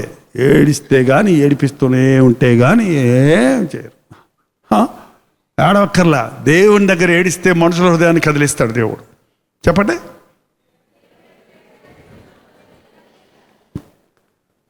దేవునికి మొరపెడితే ఆయన తన హస్తాన్ని కదిపితే మనుషుల్ని పావుల్లాగా పావులు కాదు పావుల్లాగా వాడుకుంటాడు. ఎవరిని ఎక్కడ తీసుకురావాలో, ఎవరిని నీకు హెల్ప్ చేయాలో, ఎవరు నీ పట్ల ఎలా ఉండాలో ఆయన చూసుకుంటాడు. నువ్వేం చేయక్కర్లా. నువ్వెవరి ముక్కికి గాలం కట్టి లాగక్కర్లా, ఎవరి చేతిని పట్టుకొని పీకక్కర్లా, ఎవరి దగ్గరికి వెళ్ళి దేహి అని అడగాల్సిన అవసరం లేదు. ఉజ్జీవం వచ్చినప్పుడు సమస్తం అద్భుతాలు జరుగుతాయి. లేవెవనోడు అన్నవాడు డబ్బు కూడా ఇచ్చి పంపించాడంటే ఆ రాజు హృదయం దేవుని చేతుల్లో ఉంది. ఇక్కడ ఎజ్రా కట్టడం పని అక్కడ జరుగుతుంది. ఆ విషయం ఆయన చూసుకున్నాడు. ఈ విషయం హృదయాలలో పాడైపోయినాయి. హృదయాలు పాడైపోయినాయి. మందిరం పాడైన సంగతి పక్కన పెట్టండి. మందిరం ప్రాకారాలు పడిపోయినట్లుగానే హృదయపు ప్రాకారాలు పడిపోయినాయి. ఏది పడితే జ్వరబడిపోతుంది నీ ఇంట్లోకి, నీ హృదయంలోకి. ప్రతి ఆశ నీలోకి వచ్చేస్తుంది. నీ హృదయం చుట్టూ కంచె లేదు. నీ హృదయంలో పరిశుద్ధత లేదు. నీ హృదయాన్ని బాగు చేయాలంటే ముందు లోపటది ఖాళీ చేయాలి. జాము ఒప్పుకున్నాడు. ఎప్పుడైతే ఎజ్రా ప్రార్థన చేస్తున్నాడో పురుషులు, స్త్రీలు, చిన్నవారు, ఎవరికి కావాలండి మారు మనసు? ఎవరికి క్రైస్తవ భక్తి? పురుషులు. తల. మా అమ్మ 12 సంవత్సరాలు ప్రభువుని నమ్ముకొని ప్రార్థన చేసిన తర్వాత మా నాన్న మారాడు. అమ్మ ప్రార్థన 12 సంవత్సరాలు ప్రార్థన చేసింది, కానీ మమ్మల్ని అందరినీ మార్చుకోగలిగిన శక్తి ఆమెకి లేదు. ఎప్పుడైతే మా నాన్న మారాడో విదిన్ 1 year కూడా 6 months లోపల మొత్తం కుటుంబం మారిపోయింది. పురుషుడి యొక్క ప్రత్యేకత చూసారా? అందుకే సాతానుడు స్త్రీలను మారనిస్తున్నాడు కానీ పురుషుల్ని మారనివ్వటంలా. ఎందుకంటే నువ్వు మారావంటే నీ కుటుంబం అంతా మారిపోద్ది. నీ రక్త సంబంధులందరూ మారిపోతారు. నీ చుట్టూలందరూ మారిపోతారు. ఎప్పుడైతే ఉజ్జీవం కలుగుతుందో అంటుకుంటుంది అన్నమాట అండి. ఒక్కడి దగ్గర నుంచి అక్కడికి. సండే స్కూల్లో చిన్న పిల్లోడు యేసు ప్రభువు నీ పాపాల కొరకు చనిపోయాడు అని చెప్పినా కూడా కిందపడి ఏడుస్తారు మనుషులు. చిన్న పిల్లలు కిందపడి పాపాలు ఒప్పుకొని ఏడవటం అనేది ఎప్పుడన్నా మీకు తెలుసా? నేను చూసా. చిన్న పిల్లలు 5వ తరగతి, 6వ తరగతి, 7వ తరగతి, 3వ తరగతి, 4వ తరగతి చదివే పిల్లలు, యేసయ్యా అనే పాపినయ్యా, నన్ను క్షమించయ్యా. మా తమ్ముడు 8 సంవత్సరాలు మారు మనసు పొందినప్పుడు చిన్న పిల్లోడు ఏడుస్తూ మా అమ్మగారి దగ్గరికి వెళ్ళి, అమ్మా మమ్మీ, ఆడ 5 రూపాయలు ఎవరు తీశారు అడిగితే నేను తీయలేదని చెప్పా, పని పిల్ల తీసిందని చెప్పా. నువ్వు పని పిల్లని తిట్టి కొట్టి పంపించేశావు. తీసింది నేను మమ్మీ. 3 నెలలు 6 నెలలు అయిపోయింది అప్పటికి. నేను దొంగనమ్మా, నన్ను క్షమించమ్మా అని 8 ఏళ్ల పిల్లోడు వాడంతటా వాడు 3 నెలలు 6 నెలల క్రితం జరిగిన సంగతులు ఒప్పుకున్నాడంటే అది పరిశుద్ధాత్ముడి పని. హృదయాన్ని శుద్ధి చేయకుండా, హృదయం శుద్ధీకరించబడకుండా పరిశుద్ధాత్ముడు మనలో ఉండలేడండి. ఒప్పుకోలు. ఆత్మ ఆయన వచ్చి నీతిని గురించి, ఆయన వచ్చి పాపమును గురించి, నీతిని గురించి, తీర్పును గురించి మిమ్మలను ఒప్పింపజేస్తాడు. పాపమునంటే నీ తప్పుని గురించి, నీతినంటే దేవుడు ఎదురు చూస్తున్నాడు, దేవుడు ఎంత పరిశుద్ధుడై ఉన్నాడో. ఇది పాపమా అంటాం. లేకపోతే మనం నీతి తెలియకపోతే మనం ఏమంటాం? నేను చేసేదేం పాపం కాదే ఏంటండి? వాళ్ళు ఎంతకంటే చేస్తున్నారు కదా, వీళ్ళు ఎంతకంటే చేస్తున్నారు, నేను మంచి పాపనే కదా అంటారు కొంతమంది. చిన్న పాపనే కదా, నేను పెద్ద పాపనే కాదు కదా అంటారు. చిన్న పాప, పెద్ద పాప, మంచి పాప, చెడ్డ పాప కాదు, పాపే. ఏంటంటే నీతిని గురించి దేవుడు ఎక్స్పెక్ట్ చేసింది నువ్వు చూసినప్పుడు నీ పాపాన్ని ఒప్పుకుంటావు. ఆయన పరిశుద్ధత నాకు లేదే అని అడుగుతావు. నువ్వు ఒప్పుకోకపోతే తీర్పు ఉంది. తీర్పు ఉంది. తీర్పుడు గురించి ఒప్పింపజేస్తాడు. ఇవాళ నువ్వు తప్పించుకోవచ్చు, ఇవాళ ఒప్పుకుంటావో ఒప్పుకోవో నీ ఇష్టం, కానీ తీర్పు రోజు నీ నోటితో మాట్లాడిన ప్రతి మాటకి, నీ దేహంతో జరిగించిన ప్రతి పాపానికి నువ్వు లెక్కప్ప చెప్పాలి. ఇప్పుడు మనం ఒప్పుకుంటే, ఆయన రక్తంలో మనం కడగబడితే, క్రీస్తు యేసునందున్న వారికి ఏ శిక్ష లేదు. ఇవాళ కడగబడిన వారిగా మనం ఉన్నప్పుడు, రేపు నిన్ను దోషిగా సాతానుడు నిందిస్తున్నప్పటికీ ప్రభు చెబుతాడు, అవన్నీ నా రక్తం కింద కప్పేశా. నో తీర్పు, నో జడ్జిమెంట్, నో పనిష్మెంట్. అందుకే ఉజ్జీవం మనకు కలిగిన రోజున మనం దీవించబడతాం, మన హృదయాలు కడగబడతాయి, మన హృదయంలో శుద్ధీకరించబడతాం. మరి ఇప్పుడు ఎవరు కుంకుడికాయ పులుసుతోటి తలస్నానం చేయట్లేదు అనుకుంటా కదండి, చేస్తున్నారమ్మా? ఎట్లుంటుంది తలస్నానం కుంకుడికాయ పులుసుతో చేసిన తర్వాత? షాంపూలు అవన్నీ వద్దులే, అవన్నీ చెప్పద్దు. షవర్ బాత్ ఇప్పుడు అంతా. షవర్ ఏంటి? ఆ పైన వస్తుంటాయి కదా, అటుపోయి నిలబడితే అటుపోయి వచ్చేస్తాం అన్నమాట, అంతే. షవరే. నానరు, నీళ్లు పోసి టబ్బు బాత్ అంటే చూడండి, నానతారు అందులో పడి. రుద్దుకోవాలి, రుద్దుకోరు, వీళ్ళకి బద్ధకం. నీళ్లు మగ్గుతో తీసిపోసుకోవడం కూడా బద్ధకం. నిలబడేది ఎట్టి అనేది వచ్చేసి మాట.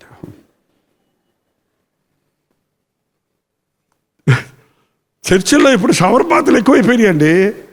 ఆడికి వచ్చేస్తే పాస్టర్ గారు ఇటు చేయి పెట్టగానే షవర్ అనమాట పడిపోతాయి అనమాట. ఆశీర్వాదాలు వచ్చేసాయి, నాకు ఆశీర్వాదం, హరే లోయా అంటే వెళ్ళిపోతారట. ఏంటండి నానాలి? పోయిన వారం కదా కుమ్మరింటికి వెళ్ళి చెప్పింది, నానాలి. 3 గంటలు నానారు వాళ్ళు వాక్యంలో, 3 గంటలు నానారు ప్రార్థనలో. జిడ్డు వదిలిపోయింది, మడ్డు వదిలిపోయింది, గబ్బు వదిలిపోయింది, రిఫ్రెష్ అయిపోయారు. రుద్ది కుంకుడుకాయ పులుసుతో చేస్తే నోట్లోకి వెళ్తే చేదు, కట్లోకి వెళ్తే మంట. కానీ స్నానం చేసి వచ్చాక నిద్రపోవద్దురా బాబా అన్నా కూడా హాయిగా వెళ్ళిపోతారు, ఫ్రెష్గా ఉంటారు కదండి. వాక్యంతో ఉదక స్థానంతో మనం ఇదైనప్పుడు హాయిగా ఉంటుంది. ఎవరి మనస్సు నీ మీద ఆనుకొనో వాడిని పూర్ణ శాంతం గల వాడిగా చేయదు. పడకెళ్ళినప్పుడు తగడగానే నిద్ర వస్తుందా మీకు? అడు దొర్లుతారు, ఇటు దొర్లుతారు, లేచి కూర్చుంటారు, మళ్ళీ సెలదీస్తారు, మళ్ళీ లైట్ వేస్తారు, మళ్ళీ ఫ్యాన్ వేస్తారు, మళ్ళీ డ్రామను కొడతాడు. ఎందుకు మనసులో నెమ్మది లేదు. పొద్దున్నుంచి చేసిన పనులన్నీ కలవరం పుట్టిస్తున్నాయి. పడకెళ్ళినా కూడా నిద్ర రాదు, కొంతమంది పని లేకపోయినా కూడా నిద్ర రాదు. కారణం మనసు నెమ్మది లేదు. యాంగ్జైటీ, ఆతృత, భయం, దిగులు. క్రీస్తులో రక్తంలో మనం కడగబడిన రోజు చిన్నపిల్లల్లాగా అయిపోతాం. ఎంతమంది జీవితంలో ఉద్యోగం ఉందో ఈరోజు ఒక పరీక్ష చేసుకోండి. పేరబెట్టిన పాపాలు ఉంటే, ఏం పాపాలు? పేరబెట్టినవి అంటే మన ఇళ్లలో గొడ్లు ఎత్తుకోకుండా ఆ డబ్బాల నిండా వేసి ఉంచుతారు చూసారా, మూటలు. ఎప్పుడెప్పుడు ఉతకరు కొంతమంది. ఒకేసారి ఉత్తుకుందామని నడుగులు తట్టని అలా పెట్టుకుంటారు. అలాగా ఏంటండి, ఫంగస్ వచ్చేసి పాసి పెట్టేస్తాయి కొన్నిసార్లు. అయ్యి అనవసరమైన డాగులు మరకలు పెట్టేస్తాయి. అట్టగే కొంతమంది పాపాలని తర్వాత ఒప్పుకుందాంలే, తర్వాత చూద్దాంలే, తర్వాత ప్రార్థన చేసుకుందాంలే, అవును వాళ్ళని బాధ పెట్టాను చూద్దాంలే, తర్వాత ఒప్పుకుందాంలే, కనపడ్డప్పుడు అడుగుదాంలే అని అట్ట చిల్లర పాపాలు తప్పులన్నీ పెట్టి పెట్టేశారు కొంతమంది. పెట్టిన ఎన్ని పీక్ అవతల పడేయాలి వాళ్ళు. అందుకే 3 గంటలు ప్రార్థన. ఏంటంటే మీటింగ్ అయిపోయినా కూడా చేసుకోండి ప్రార్థన. ఎవరు వద్దన్నారు? మీటింగ్కి ప్రార్థనకి సంబంధం లేదు. మీటింగ్ అయిపోవద్ది కానీ ప్రార్థన అవ్వదు. ఎప్పుడైనా గుర్తుపెట్టుకోండి. ప్రార్థన సమయం అయిపోద్ది కానీ ప్రార్థన మాత్రం అవ్వదు. ఆమెను అంటామేమో కానీ ప్రార్థన అంతటితో ఆగదు. ఎడతెగక ప్రార్థన జరుగుతుంది. ఉజ్జీవం కావాలంటే హృదయంలో ఉన్న ప్రతి పాపాన్ని ఒప్పుకొని విడిచిపెట్టాలి. గంటల తరబడి మోకాళ్ళ మీద ఉండటం నేర్చుకోండి. బైబిల్ చదవండి. నీవు నన్ను ఆశీర్వదిస్తే కానీ నేను నిన్ను పోనివ్వనని ఆ రోజు యాకోబు పెనుగులాడాడు. భార్యను, బిడ్డల్ని, ఆస్తుల్ని అందరినీ ఆ పక్కన పెట్టి దాటి వచ్చి ఒంటరిగా వచ్చి పోరాడాడు. ఎందుకు ఒంటరిగా? డిస్ట్రాక్షన్స్ లేకుండా, డిస్టర్బెన్సెస్ లేకుండా. ఒంటరిగా పోరాడారు. రాత్రి తెలుసుకోవాలి వాళ్ళు అటో ఇటో. ఆ రాత్రి నూతన వ్యక్తి అయ్యాడు. ఇక మీదట నీవు ఇశ్రాయేలు అనబడతావు, నువ్వు రాజకుమారుడివి, నువ్వు మోసగాడివి కాదు ఇక, అబద్ధికుడివి కాదు ఇక. ఆ రోజు నుంచి అతని బతుకులో మార్పు వచ్చింది. ఆ రోజు నుంచి అతని జీవితంలో దీవెన కలిగింది. శత్రువులు మిత్రులయ్యారు. అన్న మామ చంపడానికి వచ్చిన వాళ్ళు ఆయనకు భయపడి మామ వెళ్ళిపోయాడు, దండం పెట్టి సమాధానపడి అన్న వెళ్ళిపోయాడు. సమస్యలన్నీ పరిష్కరించబడ్డాయి. నిలబడండి, ప్రార్థన చేద్దాం. ఉజ్జీవంతో కూడిన భక్తి నాకు కావాలయ్యా. ఆ నోరు తెరిచి ప్రార్థన చేద్దాం. మనసులో ఏమైనా పేరబెట్టిన పాపాలు ఉంటే, ఒప్పుకోనని పాపాలు ఉంటే, మీ పాపం మిమ్మల్ని పట్టుకోకముందే మీరు దాన్ని పట్టుకొని ప్రభు దగ్గర తెస్తే ఆయన రక్తంలో కడిగేస్తానంటున్నాడు. చల్లారిపోయిన స్థితిలో ఉన్నావు. ఒకప్పుడు బాగా ప్రార్థన చేసావు, ఒకప్పుడు పరుగులెత్తావు ప్రభు కొరకు, ఒకప్పుడు వైరాగ్యం కలిగి ఉన్నావు ప్రభు కొరకు, ఒకప్పుడు మందిరం అంటే అగ్గగ్గలాడావు, దేవుడు అంటే పాట అంటే పరవశించావు. ఈ రోజున మెల్లమెల్లగా నిర్లక్ష్యం నీలోనికి రావటం గమనించావా? నిలువెచ్చని స్థితిలోనికి వెళ్ళిపోయావు. చల్లారిపోకముందే ప్రభు కృప కొరకు వేడుకోండి. ఉజ్జీవము నాయన, మాకు ఉజ్జీవం కావాలయ్యా. మా బ్రతుకులో ఉజ్జీవం దయచేయి నాయన, సమృద్ధి జీవం దయచేయ్యా. పక్కన్నోళ్ళు ఏమనుకుంటారని భయపడక్కర్లేదు, సిగ్గుపడక్కర్లేదు. నీ మనస్సాక్షి సరిగా ఉందా? క్షమించలేని మనసు నీవు కలిగి ఉన్నావా? శరీరేచ్ఛలు దాచుకొని ఉన్నావా? కఠినమైన మాటలు నీ నోట వచ్చాయా? మోసం, దొంగతనం, డమ్మం లాంటి తప్పులకి చోటిచ్చావా? ఆయన ముఖ కాంతిలోని రహస్య పాపాలు కనపడతాయి. నాయన, నీ ముఖం నా వైపు తిప్పు, నా హృదయాన్ని నాకు చూపించని అడగండి. ఎందుకు నేను నిర్లక్ష్యమైపోయాను? ఎందుకు మందిరం అంటే నిర్లక్ష్యం, ప్రార్థన అంటే నిర్లక్ష్యం, వాక్యం అంటే అలక్ష్యం? ఏ సంతోషం లేని వాడిగా నేను ఉన్నానే, దేవుని కార్యాలయంలో ఆసక్తి లేని వాడిగా అయిపోయానే. అయ్యా, నాకు ఉజ్జీవం కావాలయ్యా. నీ ప్రజలు మరల బ్రతుకున్నట్లు బ్రతికించవా? నీ అందు సంతోషించినట్లు బ్రతికించవా? ఆ రక్షణానందం నాకు దయచేయ్యా. ఆ పరిశుద్ధాత్మల యందరి ఆనందం నాకు దయచేయను ఆయన. ఆ ఉల్లాసం నాకు దయచేయ్యా. చల్లారిపోయి ఉన్నానయ్యా, నన్ను క్షమించు. ఆచార స్థితికి దిగజారిపోయాను, క్షమించు.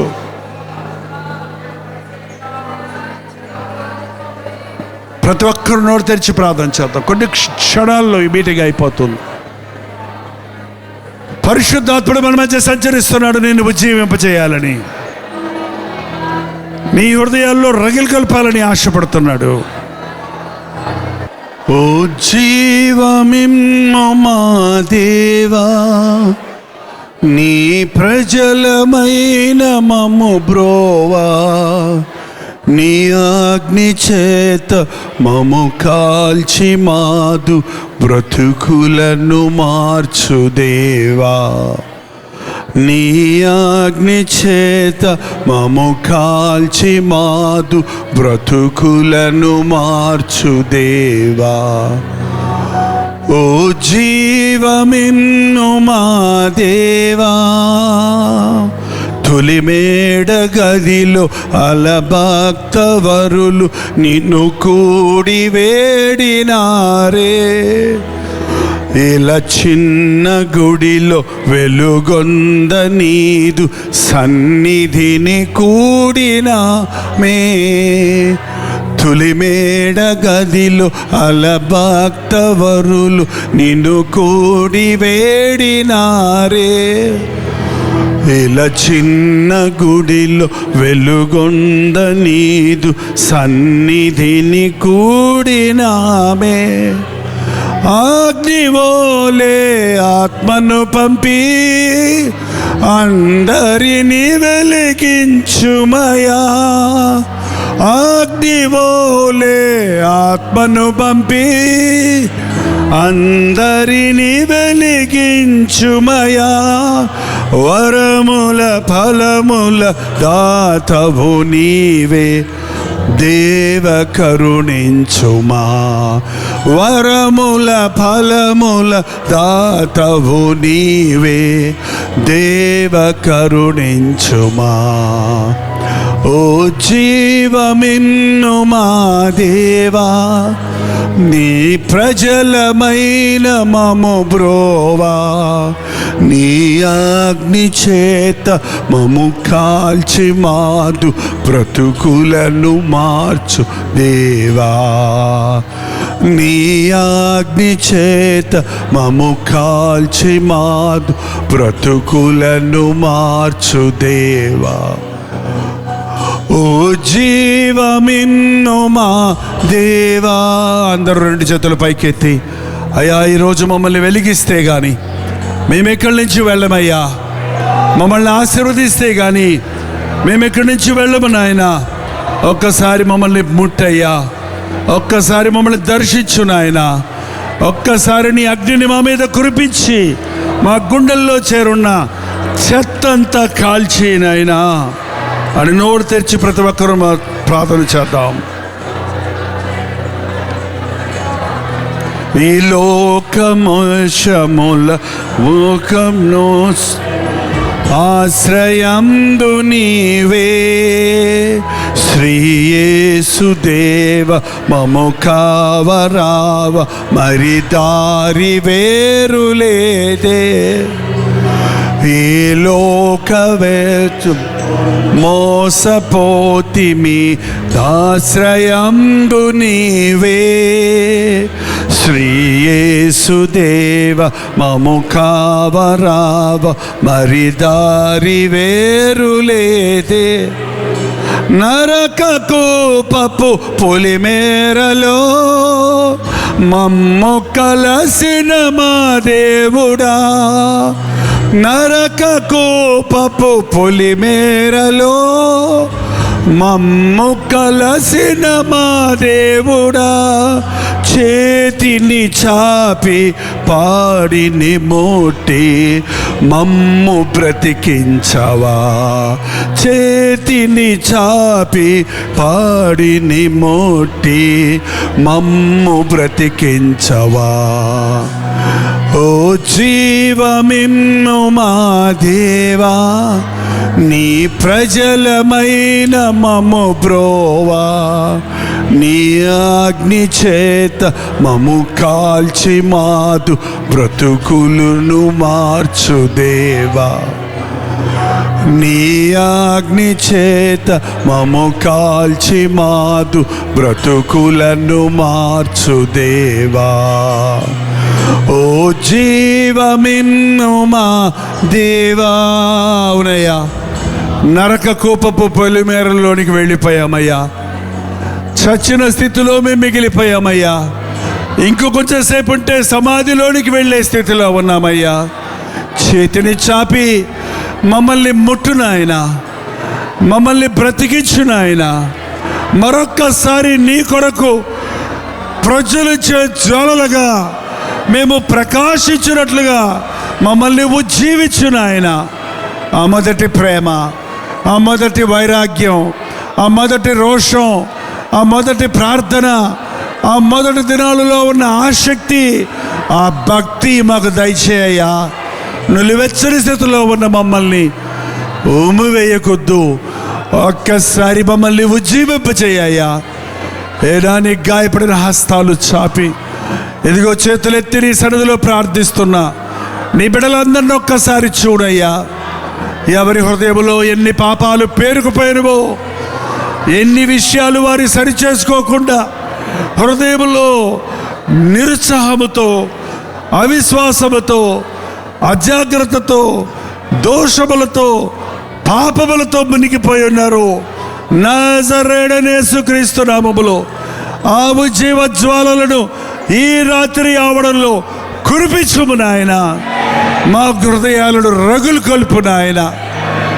పనికి రాని పాత్రలుగా మేము ఉండిపోక నిష్ప్రయోజకులుగా మేము ఉండిపోక నీ కొరకు నాయన జీవించడానికి మాకు సహాయం చేయి. క్రైస్తవుడంటే ఎలాగుండాలని మా బ్రతుకును చూసి ఇతరులు తెలుసుకున్నట్లుగా నీ వాక్యాన్ని బ్రతికి చూపించడానికి మాకు సహాయం ఇచ్చాయి. మా హృదయాలను కడుగయ్యా, మా స్వభావాన్ని కడుగు నాయన. మా మాటలు క్రియలు నీకు అంగీకారంగా చేసుకో తండ్రి. నులివెచ్చని స్థితిలో కాక నీ కొరకు బగబగ మండే కాగడాలుగా చేయి నాయన. లోకానికి వెలుగ్గా మమ్మల్ని చేయయ్యా. బాప్తీసాల కొరకు సిద్ధపడుతున్న వారితో మాట్లాడయ్యా. వారి హృదయాలు నీ సన్నిధిలో కుమ్మరిస్తుండగా నీ రక్తంతో వారిని కడుగు నాయన. నీ అగ్నితో వారిని పుటం వేయి తండ్రి. శుద్ధ హృదయులై క్రీస్తు సాక్షులుగా బ్రతుకుటకు తీర్మానించుకున్నట్లుగా నీ ఆత్మచేత ఒప్పింపజేయము. ఈ గెట్ టుగెదర్ల ద్వారా మమ్మల్ని ఆధ్యాత్మికంగా పురికొల్పుతున్నందుకే వందనములు నాయన. ఎవరు వేషధారులుగా మిగిలిపోక, ఎవరు అవిశ్వాసులుగా ఉండిపోక, ఎవరో నీ రాకడ సమయంలో విడవబడిన వారి అయిపోకుండానట్లు ఎప్పటికప్పుడు మమ్మల్ని ఉజ్జీవింపజేయమయ్యా. ప్రార్థనలో మెలకువగుటకు సహాయం చేయము. యేసుక్రీస్తు నామములో అడుగుచున్నాము తండ్రి. మన తండ్రి అయిన దేవుని యొక్క ప్రేమయు, కుమారుడైన క్రీస్తు యొక్క కృపయు, ఆదరణకర్త అయిన పరిశుద్ధాత్మ యొక్క సహవాసము కూడి వచ్చిన మనందరికీ ఇప్పుడును సదాకాలము తోడై ఉండును గాక. ఆమేన్, ఆమేన్, ఆమేన్. తెలుగు, తమిళ, హిందీ, మలయాళం, బెంగాలీ, ఒరియా అనే 6 భాషల్లో టెలివిజన్ ప్రోగ్రామ్స్ కొనసాగుతూనే ఉన్నాయి. భారభరితమైన పరిచయంలో మీరు సహకరించాలని ఆశిస్తే, ప్రభు మిమ్మల్ని ప్రేరేపిస్తే మీ విరాళాలు, కానుకలు డాక్టర్ జై ఫౌండేషన్స్ అనే ట్రస్ట్ నెంబర్కి మీరు పంపించవచ్చు. అవి నేరుగా టీవీ ఛానల్స్కి వెళ్తాయి. అందులో ఏది మేము మా సొంత ఖర్చుల కొరకు ముట్టుకోవటం లేదు, వేరే పరిచయ కొరకు ముట్టుకోవటం లేదు. టెలివిజన్ పరిచయలో ఇంకా సువార్త వినని వారికి అది అందించాలని ఆశతో ఒక 20 సంవత్సరాలుగా కొనసాగుతున్న పరిచయం కొరకు ప్రార్థించండి, మీ సహకారాన్ని అందించండి.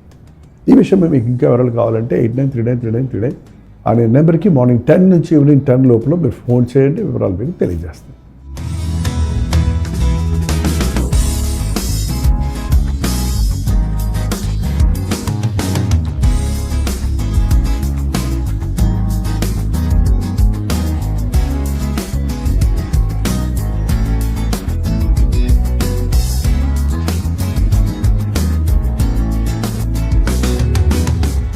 ఒక నిమిషం.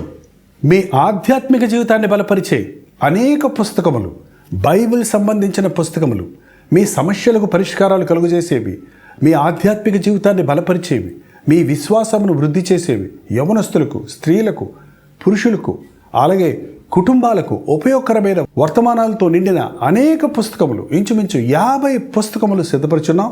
ఇంకా ఈ విషయమే మీకు వివరాలు కావాలంటే 08939393939 నెంబర్కి కాల్ చేసి తెలుసుకోండి.